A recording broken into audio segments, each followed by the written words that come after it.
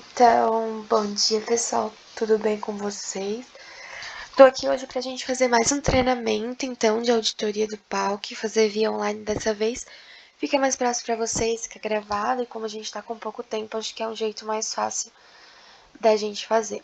Então, vou começar com a auditoria PALC de Blumenau, mas vou estar enviando pra vocês também o da auditoria PALC de Brusque, porque tudo que a gente faz aqui, a gente faz lá e vice-versa, tá?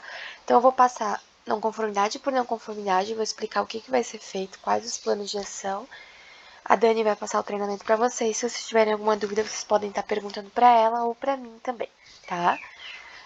Então, a primeira não conformidade que a gente teve, que ficou em aberto da auditoria interna do PALC, foi do item 11.5, onde não foi evidenciado a avaliação de tendências e regras do controle interno de qualidade para os exames de hemostasia e gasometria.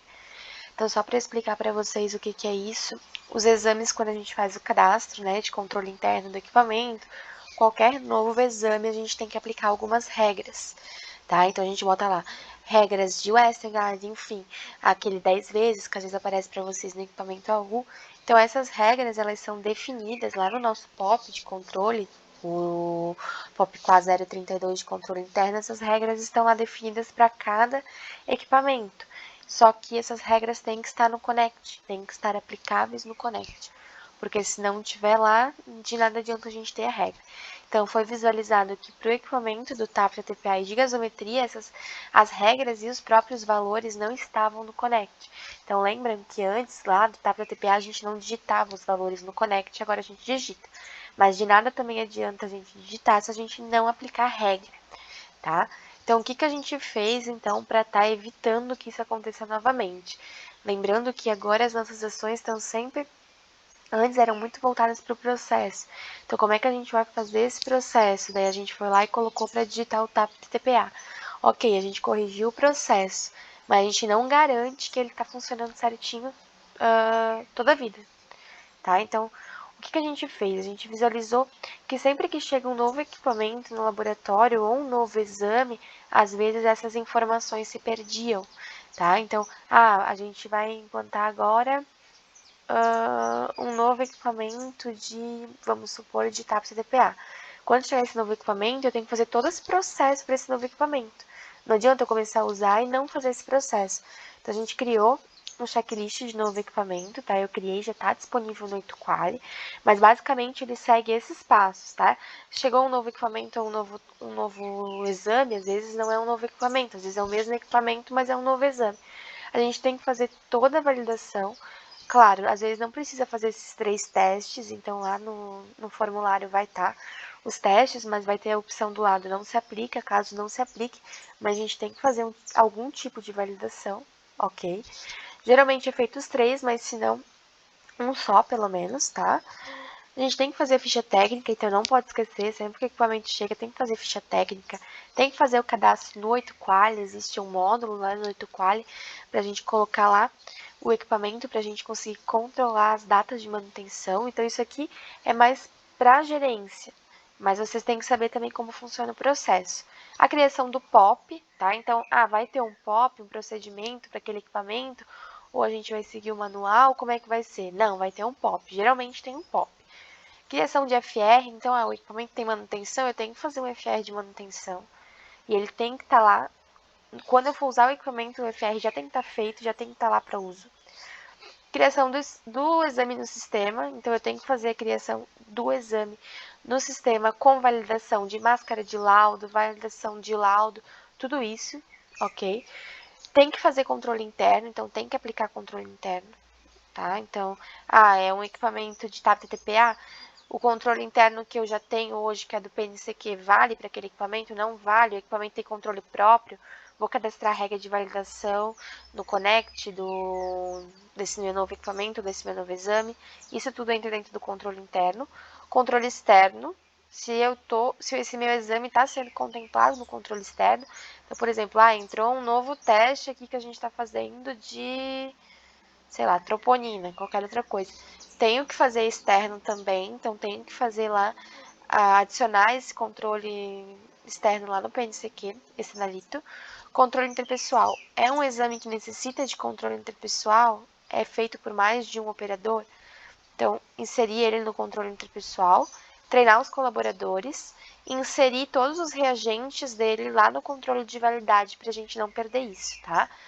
Quem vai fazer, então, qual que é o ponto de controle? Então, o equipamento ou o exame só será liberado após o uso, para o uso após a aprovação de responsável definido na matriz de atividades críticas. Então, existe uma pessoa responsável, que é a coordenação, que fica responsável por verificar toda essa etapa desse processo. Não é ela necessariamente que vai fazer todo o processo, mas é ela que vai solicitar para o responsável, conferir e aprovar no final. Só a partir disso que o equipamento vai ser liberado e a gente vai poder usar. Sem ter isso, o equipamento não vai ser liberado, tá? Isso está descrito também lá no POP, log 007, que é o cadastro e qualificação de equipamentos. Então, tá tudo descrito lá. Então, a gente vai fazer o treinamento do colaborador, ok? Então, estamos fazendo treinamento com vocês, então vocês já sabem que tem que ter regra. Então, o coordenador não está presente, está de férias. Lá nessa matriz que a gente fez, depois eu vou apresentar para vocês, a Dani vai apresentar, tem lá quem é que é o responsável por fazer a atividade, quem que é o substituto em caso o coordenador, nesse caso, não esteja, quem é o responsável por isso, ok? A gente também fez um checklist aqui de coordenação, então só para, né, não compete também a todos vocês, mas então quando a gente fala dessa parte de controle interno, então tem um checklist anual que vai ser feito lá no Bitrix, esse checklist está dentro do Bitrix, ele vai ser controlado pela qualidade, de uma verificação periódica dos limites de C e Q dos equipamentos. Então, uma vez por ano, a coordenação vai ter que entrar equipamento por equipamento para ver se todas as regras estão corretas, se estão sendo aplicáveis ou não, nesse caso, além de outras coisas, mas nesse caso seria isso. E colocar as regras no equipamento que já foram colocadas, tá? Então, basicamente, é um ponto para a gente controlar o processo que a gente precisava. Então, a gente criou o checklist para isso não se perder e uma pessoa que vai controlar o equipamento se vai ser liberado para uso depois que tiver o controle. Não conformidade 2. Não evidenciado o registro de impacto de manutenção corretiva sobre as amostras do equipamento TXI. Então, foi visualizado lá na auditoria interna que houve uma parada de equipamento e não foi feito nenhuma avaliação de impacto. Lembrando que a avaliação de impacto tem que ser feita sempre a partir de uma manutenção corretiva. Isso está descrito lá no POP QA 040, tá? Quando fazer o registro de impacto de manutenção do equipamento. Então, isso está bem certinho descrito, é sempre manutenção corretiva, então não é manutenção preventiva. Então, o Arthur veio fazer uma preventiva de 6 meses, né, independente de quem seja, não precisa fazer impacto de manutenção.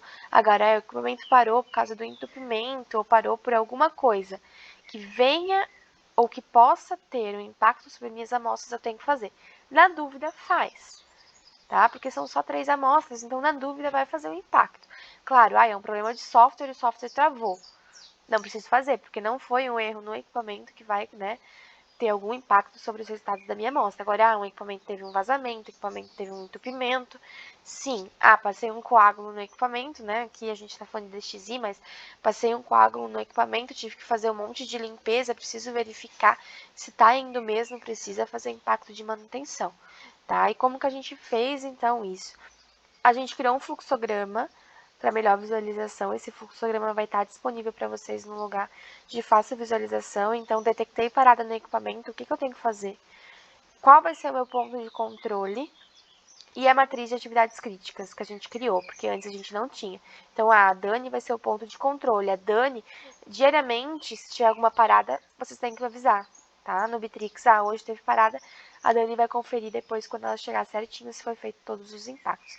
Tem que avisar, ela vai fazer esse controle. Caso ela não estiver presente, quem vai fazer está descrito na matriz, que depois ela vai apresentar para vocês.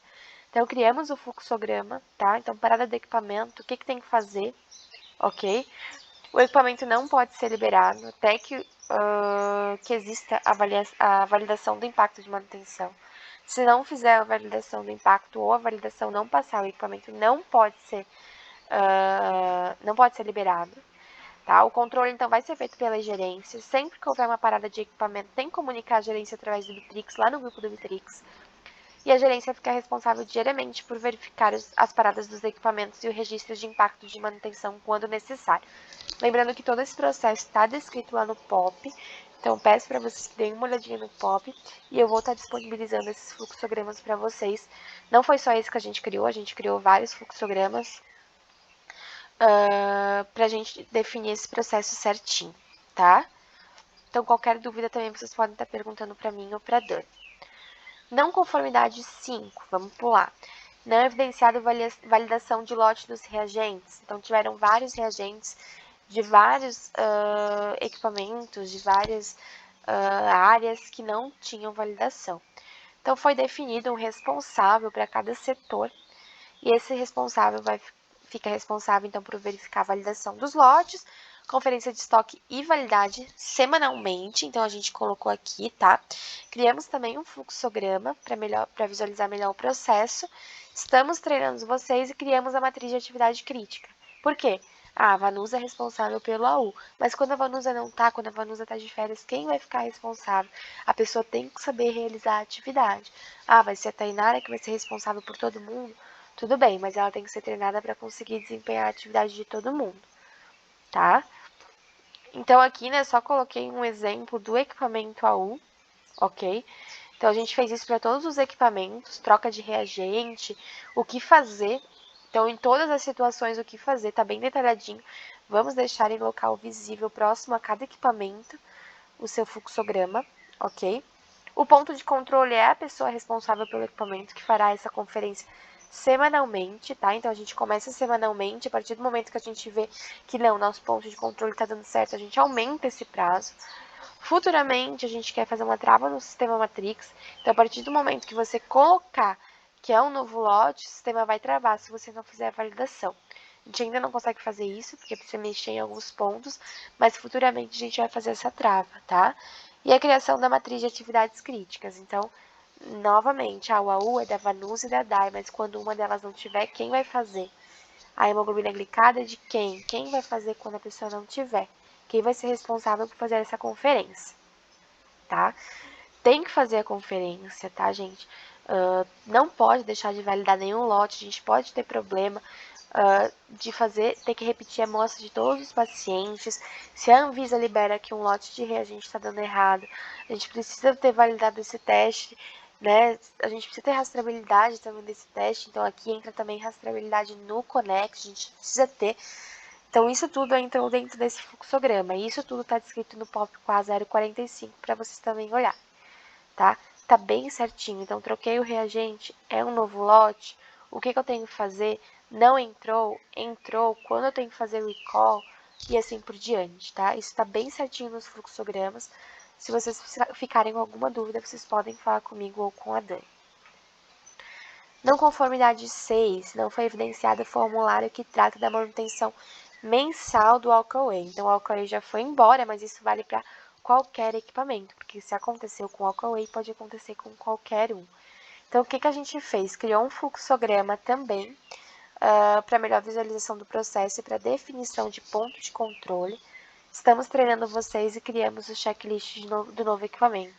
É a mesma coisa, o ponto de controle vai ser a minha coordenação ou responsável caso ela não esteja, tá? E eu tenho que criar os formulários logo antes do equipamento funcionar, tá? Aqui nesse caso é porque não tinha formulário da manutenção mensal, então a partir do momento que eu crio, que eu tenho um novo exame e tenho um novo equipamento que possui manutenção, antes dele entrar em uso eu tenho que ter tudo certinho, tá? Então fizemos o fluxograma, fizemos o checklist, estou treinando vocês e também tem que ler o POP para entender melhor o processo. Ponto de controle vai ser a coordenação ou o responsável, caso ela não esteja. Aqui também é de registro de impacto de manutenção, a não conformidade 9. Então, entra no mesmo que a gente já conversou antes, porque aqui foi feito da micro separada, por isso que gerou duas não conformidades. Então, a mesma coisa, quando que eu tenho que fazer impacto de manutenção, quem vai controlar, como fazer isso, então já expliquei para vocês. Tem que avisar a gerência caso o equipamento pare, qualquer parada. Se for uma parada corretiva que gere impacto na amostra, que possa gerar, mesmo se tiver dúvida, vai fazer impacto de manutenção e a gerência, a coordenação, é responsável por conferir. Controle interpessoal, então não evidenciado o controle interpessoal da colaboradora para bacterioscopia e bar. Aqui não coloquei, né? Não coloquei aqui certinho. Mas a criação do checklist da gerência para controle do processo, então o checklist da gerência é esse aqui. Então, mensalmente ela vai ter que fazer a conferência do controle interpessoal. Então, é aí nesse momento que todo mundo tem que entregar o controle interpessoal de tudo. A gente criou um calendário que vai ser apresentado para vocês também. Por que um calendário? Porque a gente não precisa estar fazendo todo mês uma porrada de controle, ok? Então, foi definidas as datas, como o PNCQ, que tem controle que só vem 3 vezes por mês, aqui também. O controle interpessoal vai ter coisa que a gente vai fazer trimestral, vai ter coisa que vai ser semestral. E uma vez cada mês, uma pessoa, um funcionário fica responsável por separar o controle. Assim, não fica só para uma pessoa separar. Se a pessoa não conseguir separar, ou se a pessoa sai de férias, ninguém separa. Então, para não acontecer mais isso, a gente fez o calendário. A Dani vai estar apresentando para vocês esse calendário, ok? Vamos criar tarefas no Bitrix para vocês lembrarem de entregar o controle interpessoal até o 5º dia útil do mês, tá? E depois, posteriormente, vai ser passada uma devolutiva do controle interpessoal. Foi criado um novo POP de controle interpessoal, que vocês podem estar vendo no 8Quali já. Lá fica descrito como fazer cada controle e a devolutiva que vai ser passada, como vai ser feita a correção desses controles. Ok? Isso está tudo lá dentro desse novo POP que foi criado. Mas basicamente é isso, a gente criou um calendário, esse calendário vai ser passado para vocês a partir de janeiro, já vai começar a funcionar dessa forma. Limite de equipamento, novamente, tá? É o mesmo da não conformidade 1. Então, o equipamento veio ao COE e não foi evidenciado limites do controle de qualidade para ele. Então, é a mesma coisa que os outros, tá? O checklist do novo equipamento tem que ter essa parte de controle interno, aplicação de regras e a conferência anual da gerência se todas as regras estão aplicadas. E, novamente, o equipamento novo só vai ser liberado para uso se seguir todos esses passos e a coordenação liberar, senão não vai ser liberado. A não conformidade 3 é a mesma coisa, tá? Não evidenciado o registro de controle, limite aceitável e regra. É a mesma coisa, tá? Só porque foi colocado em duas diferentes. Aqui é que não foi evidenciado o registro de validação do equipamento. Mesma coisa, então não foi feito esses testes, tá? Do equipamento, na verdade até foi feito, mas ele não foi registrado. Se a gente não registra, é a mesma coisa que não fazer. Então, de novo, o equipamento só vai ser usado se tiver tudo isso aqui. Se não tiver, não vai ser liberado. Não adianta ter chororô. Ah, preciso do equipamento para usar rápido. Não vai ser usado se não tiver isso aqui. E de vocês seria isso, tá? Então, qualquer dúvida, vocês podem estar me contatando. Eu vou fazer um vídeo também das de Brusque que vai ser passado para vocês.